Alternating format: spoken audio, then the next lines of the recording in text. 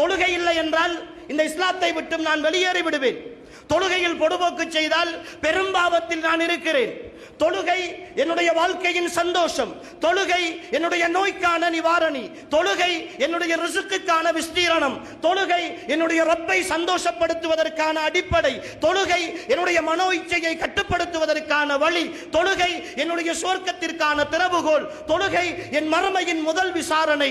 தொழுகை என்னை நரகத்திலிருந்து பாதுகாக்கிற கேடயம். தொழுகை என்னுடைய கபரின் சந்தோஷம், வெளிச்சம். தொழுகை என்னுடைய வாழ்க்கையினுடைய நிம்மதி.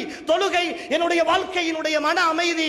தொழுகை என் ரப்பை திருப்திப்படுத்துகிற சாதனம். தொழுகை என் ரப்புக்காக நான் அடிமை என்று நிரூபிக்கிற அடிப்படையான விஷயம். அன்புக்குரிய சகோதரிகளே, இந்த விஷயத்தில் கூட என்னால் சரியாக இருக்க முடியவில்லை என்றால் நான் மறுமைக்காக என்ன செய்திருக்கிறேன்? நான் மறுமைக்காக என்ன செய்திருக்கிறேன்? நான் மௌத்தாகுவதற்கு என்ன தயாரிப்போடு இருக்கிறேன்?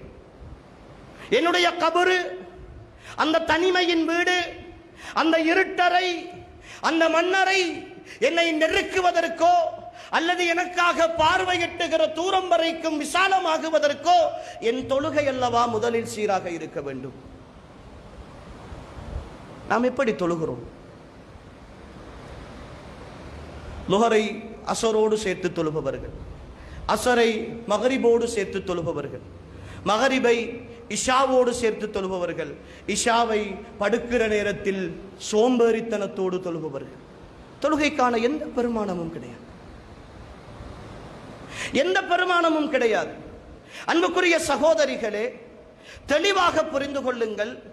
அல்லாஹு தஆலா அவனுடைய திருமறையில் சொல்லுகிறான், இன்னமல் முஃமினூன அல்லதீன இதா ذுக்கிரல்லாஹு வஜிலத் குலூபுஹும். முஃமின்